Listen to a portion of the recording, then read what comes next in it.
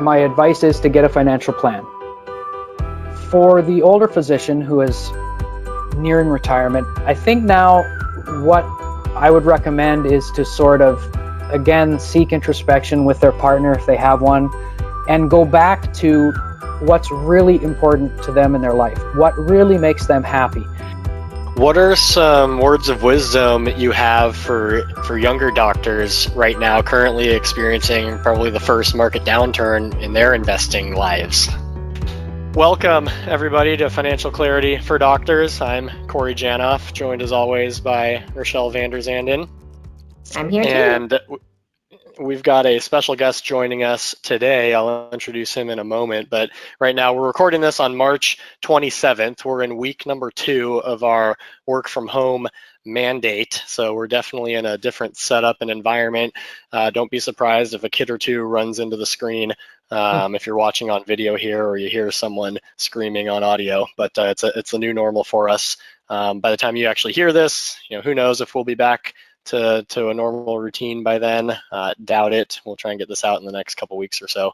But yeah, today we've got a special guest, Dr. Aaron Lewis. He's an anesthesiologist in the Detroit, Michigan area. He also has completed all the coursework and passed the exam for the Certified Financial Planner, the CFP certification requirements, and he runs a website, moneynerdmd.com, where he offers consultations for physicians to help them get started on the right track towards their goals of financial independence. So welcome, Aaron. Thanks for joining us. Thank you, Corey and Rochelle. Glad to be here. You holding up okay? I know it's kind of crazy time. It's crazy. I'm at home. I'm getting ready to go in on Monday to a near apocalyptic scenario, I believe. We're almost out of ventilators. Our hospital at capacity. Our PACU is turned into an ICU. Our operating room ventilators have been now pulled out of the operating rooms and used in part or in whole for ICU intubations. And I wish I had better news. I hope we're peaking soon, right? But it's all hands on deck at this point. Yeah, hopefully by the time we publish this, we're even, on the downturn. Correct. Yeah. Yep. Absolutely. Yeah. So I know today we wanted to talk a little bit about you and about how everything is affecting the stock market and all of that kind of stuff. But before we start asking you a whole bunch of questions, can you tell us a little bit about yourself and for the listeners that maybe aren't familiar with you? Sure, I'd be glad to. So I'm an anesthesiologist. I work in Metro Detroit, Michigan. I'm about 10 years out of residency, and I tell you that because that sort of is pertinent to my journey in finance. And so when I was finishing my residency, like most residents listening, you will get a lecture called Finance for Beginners, or the Basics of Finance in 1 hour. Now, of course, it's impossible to teach that in 1 hour. It is hilarious to think that you can come up with anything more than just a list of questions from a lecture like that. But of course, we all get them. And my journey starts in that lecture, where I realized that I had no clue. I didn't know what a 401k was. I had no financial literacy at all, but I knew I needed to learn it. And so I started reading on my own, and found I liked the material and have read every day about it from then until now. Several years ago, I found that I would start to give advice and realized that I really shouldn't be, and would qualify my advice with, but I'm not an expert. Please, please do your own due diligence. And so I started to search out any financial credentials that I could get while still working. One of them was the CFP. I believe it to be the highest standard in the land, and so it seemed to be achievable, so I went after it. Now, I say it's a really good thing that I paid my tuition before I started studying it, because once I realized what would be entailed, I was really intimidated. It's a lot of material. But you already made the investment. I already made the investment, yeah. So I kept studying it, and I liked it and finished it, and then took the exam and passed the exam in July, and then created Money Nerd. So here I am. There we go. Awesome. So, I mean, you've seen over the last decade or so, between you being a complete novice in finances to where you're at today, how do you feel? And I feel like there's a lot of online materials that are useful for physicians now when it comes to financial education. How do you feel physicians fare when it comes to financial literacy today compared to maybe when you were first getting started in your career as an anesthesiologist? So 10 years ago, if there was material like there is today, I wasn't aware of it. Today there are blogs and podcasts and all sorts of material for physicians who are out looking for it. Now, most of it is written by physicians who don't have any credentials, but the material is good. Truthfully, I think I kind of envy them, because I think these physicians who have part-time gigs doing blogs and podcasts about finance, I think they probably looked at the CFP just like I did, and maybe I'm the fool who actually went through all that torture of getting it, and they just said, to hell with it, I'm going to start writing a blog, and they're very successful at it. But the material is out there, and so there's a movement to scale back medicine, work less, find a side gig, and that's all fine. But 10 years ago, I believe that that was not out there, even if it was. So I was looking at, I was going straight to Schwab and Vanguard and Fidelity just to read about what an ETF was. So certainly for motivated physicians who want to learn about finance, the material is out there. Now, I will say that there's still a discrepancy. On one hand, you have sort of bloggers, let's say, who have a lot of good information out there. And then on the other hand, you have what's always been there, right? Formal financial planners and investing houses, and sort of the people that physicians are intimidated to talk with in the first place. So somewhere in the middle is where I see a chasm, where the person who reads a blog and learns about some financial subject still there's a huge leap to then being confident enough to engage with a financial professional. Remember that physicians are intimidated by financial professionals because they don't speak the language. They know they don't speak the language. They're scared they're going to look dumb. They're scared they're going to ask a dumb question, and they're scared of being taken advantage of. And so the huge chasm is where I felt that I could serve with Money Nerd, is to bridge the gap, is to almost handhold, be a guide, to bring people over to services that they want. So we help them figure out what services they want, what they don't, and what they want and get sort of safely. And so that's where I feel, and I still feel there's a huge gap there for physicians.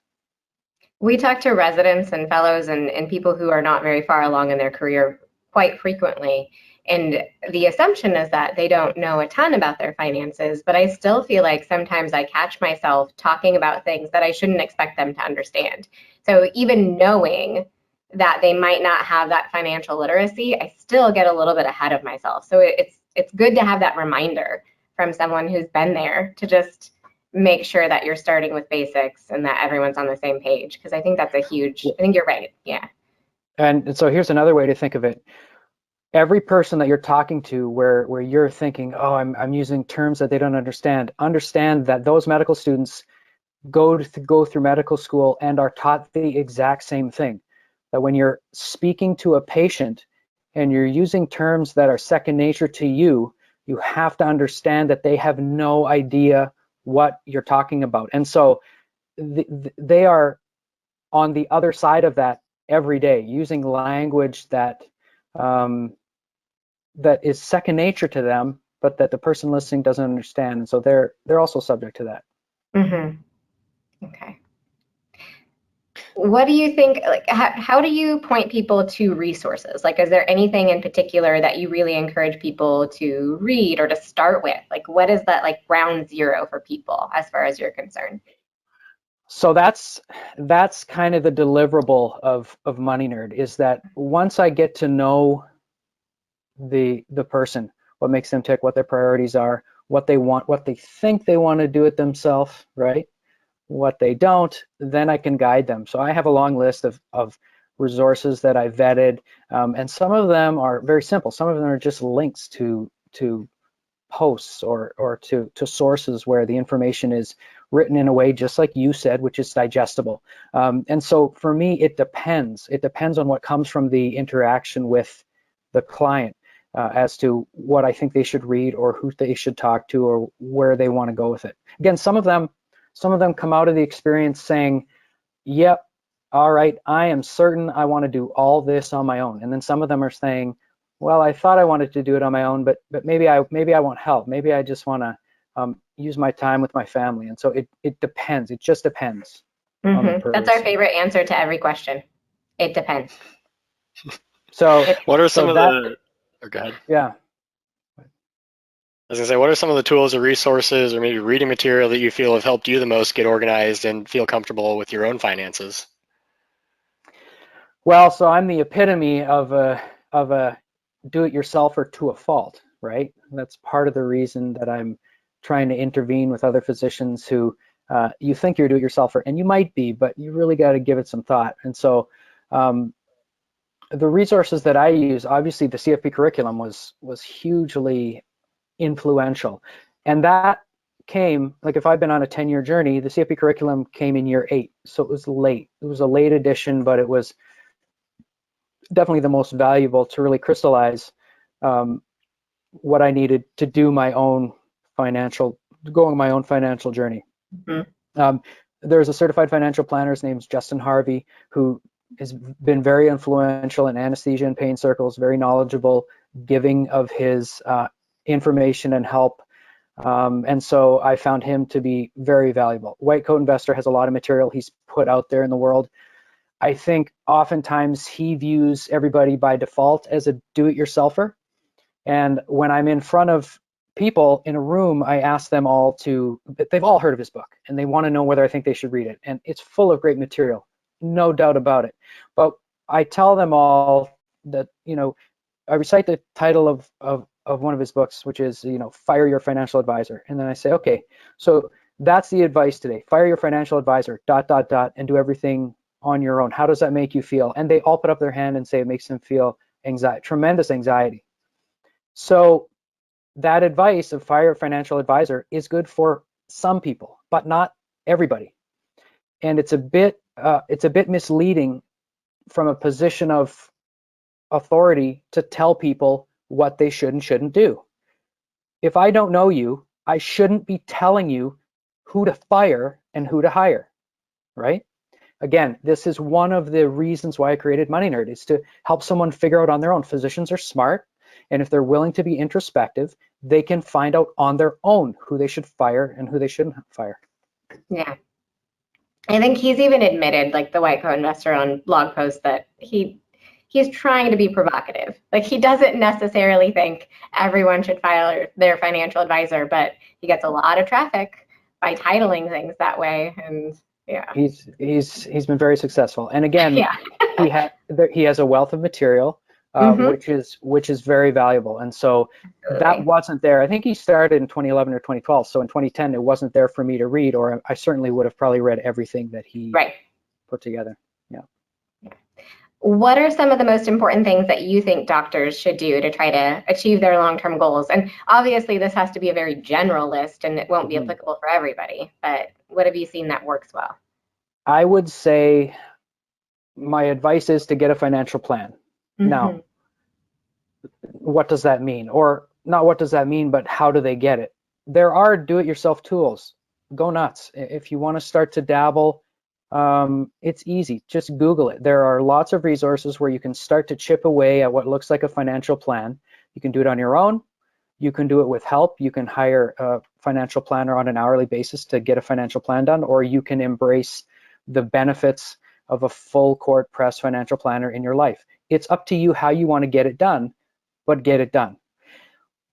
Doing a financial plan, whether with help, or I will say with good help, with good financial planners, or on your own, essentially asks you to do some soul searching, discover your priorities, discover your goals, and then intertwine how money makes those work.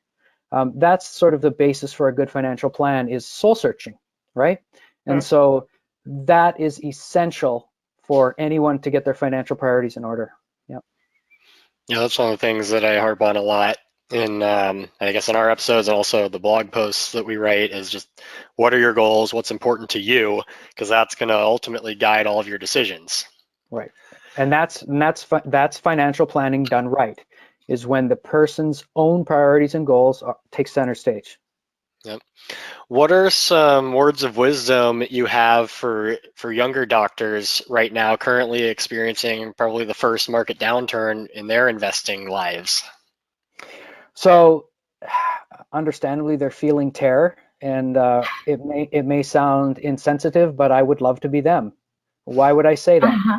Because they have the thing that I don't have, being 10 years older. I can never buy it. I can never get it. No investing skill can replicate it, and that's time. So for the young investor who is terrified, understand that they have the single greatest commodity in their grasp that they will never get more of, and that's time. So again, to get deeper into that, we go back to a financial plan, which involves what to do in moments, crises like this emotionally, which is to feel the emotion but not act on it, and continue the plan. Stick with the strategy. I like it. Again, But it's first, probably you have to have a strategy. right. You have to have one, and it's worth saying that a good plan prepares for moments like this, because you would have had a discussion internally or with an advisor that said, when times get tough, we're going to do this. Or if my portfolio loses 50% of its value, I'm going to do this. Understanding that it's normal to feel terror. Completely normal. You should feel it. I feel it. But I've done enough personal prep work, because I'm a finance nerd and I think about it all day, that I knew that I was going to feel the way I feel when my portfolio lost 35%, which it just did. So I'm prepared mentally, which means I do the most important thing, which is nothing. By that I mean I don't do anything rash, right? Because I was prepared. So that's important. And I guess that kind of brings us to our next question was, I don't know if you talk to many people who are a little farther along in their careers, but what would you say to someone who is maybe nearing retirement, and that 35% is maybe $1 million? Like, these are big numbers we're talking about. Right. And that's a tougher question, which hopefully the newer physician that we just talked about should feel a lot better, right? Mm-hmm. Because the retiree who has lost a lot more money does not have the commodity that they have, which is time. And so for the older physician who is nearing retirement, I think now what I would recommend is to sort of, again, seek introspection with their partner if they have one, and go back to what's really important to them in their life, what really makes them happy. And if they can get their top 6, let's say, or their top 5 with what they have left, they're fine. It's okay, right? Understanding that is, if they leave their portfolio alone, in the coming years, I believe, their portfolio will recover. Mm-hmm. It also forces them to ask, where does work exist in my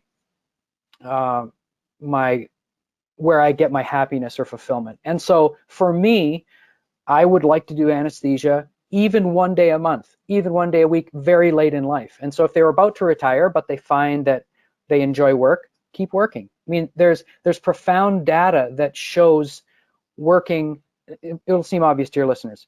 If you work till 66 versus 65, the portfolio traces out a certain way, right? Obviously, if you work a year longer, it benefits. But they even went down to if you work 1 month longer, it has long-lasting portfolio effects. And so if you enjoy work and you can do it a little bit on your own terms, maybe you keep doing it. Yeah. And I think even for people that are nearing retirement, it's important to remember that you don't need all of your money right now. You need some of it, but some of it can stay where it is, and you can wait for it to recover before you're pulling that money out. So you don't have as much time, but you still have some time. Yeah. And I fear that people who haven't mentally prepared for this exact event, which anyone who's done a plan, has sat with a good planner, or nerds out on finance like me and you, we have already thought about this. What happens if I lose half my money? And we've answered it theoretically. I'm not going to do anything. I'm not going to sell anything. I'm not going to panic. I'm just going to keep doing my monthly buys or whatever that schedule is. And that's what we're doing. But someone who hasn't gone through this exercise of creating a plan, again, you can do it on your own if you really want to, is panicking or is at risk to panic. And that's where wealth destruction occurs, is when you act out of fear, right? So again, it's normal to feel fear. I feel it, but you shouldn't act on it. Yeah. I think the other thing about this particular market volatility is that it was so dramatic and it was so fast that even people who think they are mentally prepared for it are maybe caught off guard. So it Right. became even harder to not act on those feelings. Because they were saying what is always said and rarely true, and that is this time is different. Right. Yeah. Now, of course, the cause is different and the speed is different, but I bet when we look back in a year or 2 or 3 from now, the trough and the recovery will be no different than anything else. Yep. And just to reiterate the whole having a plan, having a strategy in place piece, hopefully those people who are nearing or even in retirement don't have 100% of their money tied up in the stock market. You know, if they need some of that money in the next handful of years, hopefully that money is in something, a much less risky vehicle that won't experience those big downturns, and that will further instill confidence. All right, this is my money that I need in the next handful of years. That's fine. It hasn't gone down at all. The rest of it, yeah, it's gone down, but we still have plenty of time to let it hopefully rebound and recover, because that's the money that's earmarked for the long term. You know, if you're 60 years old, hopefully you live a long, healthy life and you have another 30 plus years. You need to, you know, the cost of living is going to double before you die. Yeah. So we need some of that money to keep on working for the long run and hopefully grow over time. Yeah, we've talked about the psychological preparation for a market downturn, but as you said, there is actual numerical preparation also. So your cash reserve and your allocations should be appropriate for your time horizon or your goals. Absolutely. Yeah. Is there anything that you've done personally with your finances in response to like the COVID-19, everything that's going on? So yes and no. So I haven't changed anything like I prepared to. Again, as a finance nerd, I think about often, what am I going to do if my portfolio drops by half? What am I going to do? I know I'm going to feel terrible, but am I going to do anything? And I reassure myself the answer is no, I'm not going to do anything. I'm going to keep investing on my regular schedule, and I have done that. So I haven't stopped it. I refinanced my mortgage, and I put the difference between my previous payment, my current payment, into a post-tax ETF investment vehicle just to save extra cash. I looked at my emergency reserves and have coordinated that with my monthly expenses to see how long I can last. Because remember, we have stopped all elective surgery, so my revenue has gone to near zero now. So I'm living it just like everyone else. We are expecting no paychecks for the foreseeable future. And so again, a good plan prepares for this by creating a cash reserve. So I've looked at that.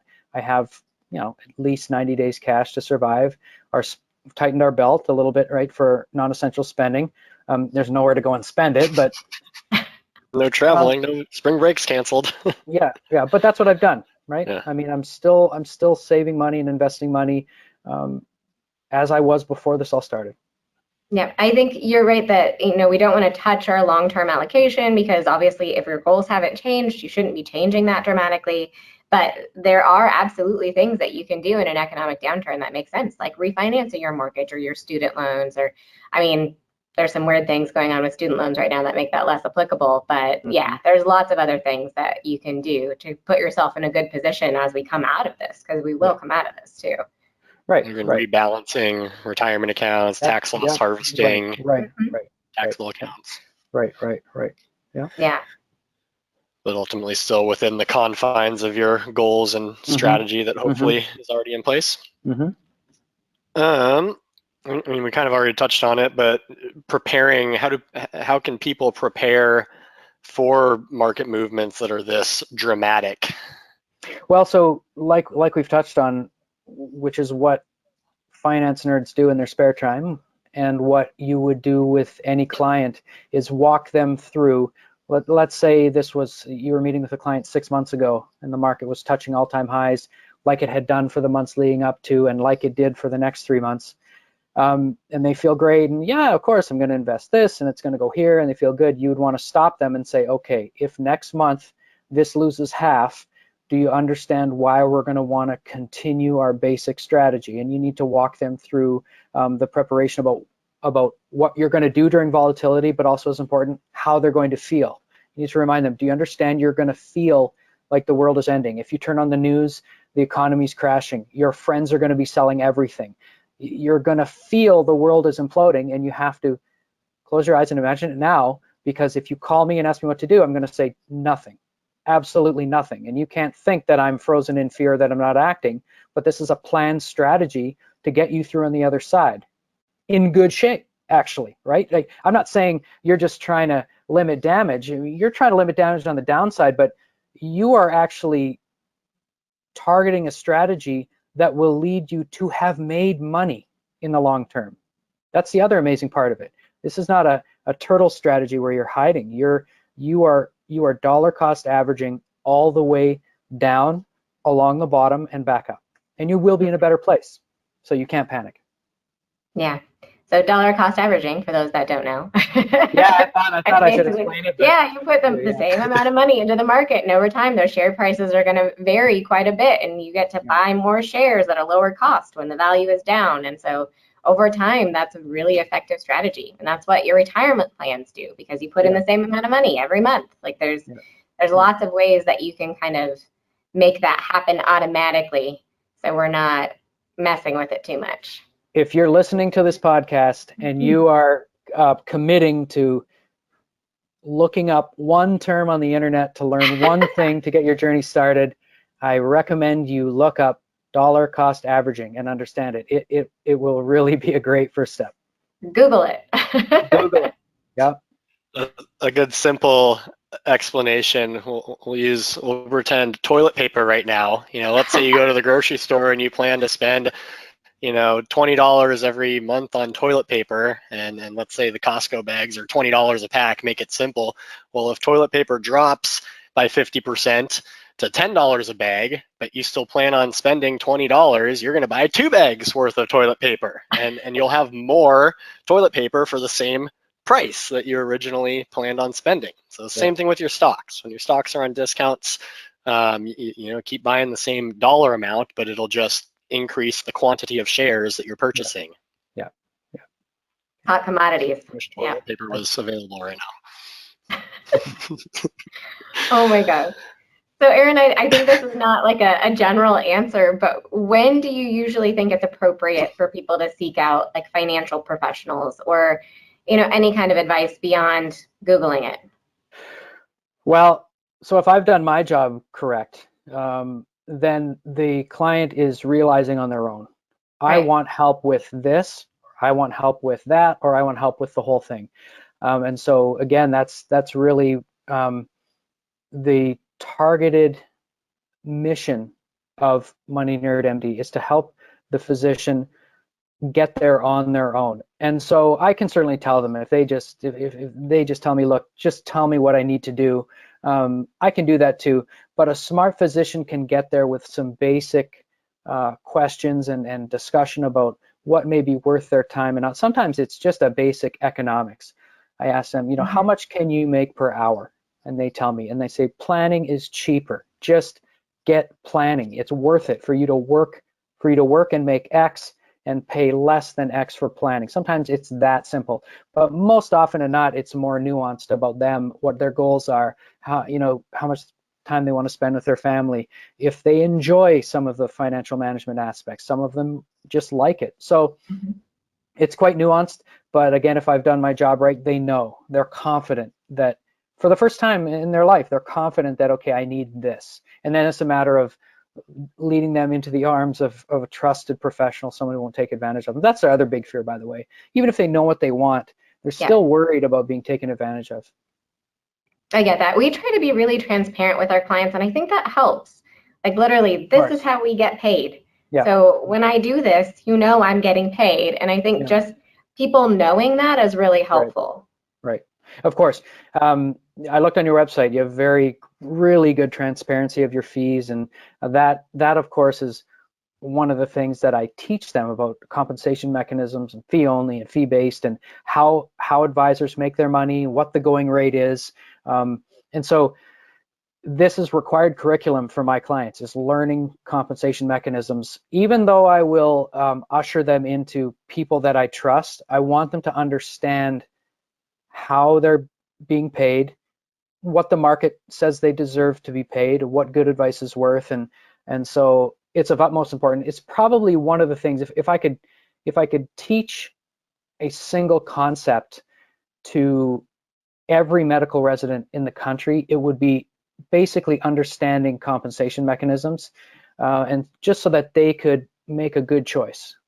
And if you're not sure, ask. A good, ask. honest financial advisor won't have any problem breaking it down for you in detail. So that's the exact right thing to do, but just they're too intimidated to even ask, and they know that they can ask, but they won't even understand the answer. Yeah, well, I guess a good financial advisor should tell you on the front end, but it's easy to forget. Like, I have clients I've been working with for a decade that they don't remember our first conversation 10 years ago, so they need refreshers sometimes on things. Right. That's true. Yeah. Well, this has been super helpful, Aaron. I guess moneynerdmd.com. Anywhere else people can find you, social media, etc., or is your website the best place? The website. Yep. There we go. Any last thoughts or before we hang up here? Well, to your physician listeners, keep doing hard work. Keep yourself safe. Whenever you get your head above water and you need some financial help, get in touch. Yes, thank you very much. We would love to hear your feedback and suggestions for future topics you'd like us to cover. You can get in touch with the show by emailing podcast@thefinitygroup.com or by following Finity Group on Facebook, Twitter, Instagram, LinkedIn, and YouTube at Finity Group LLC.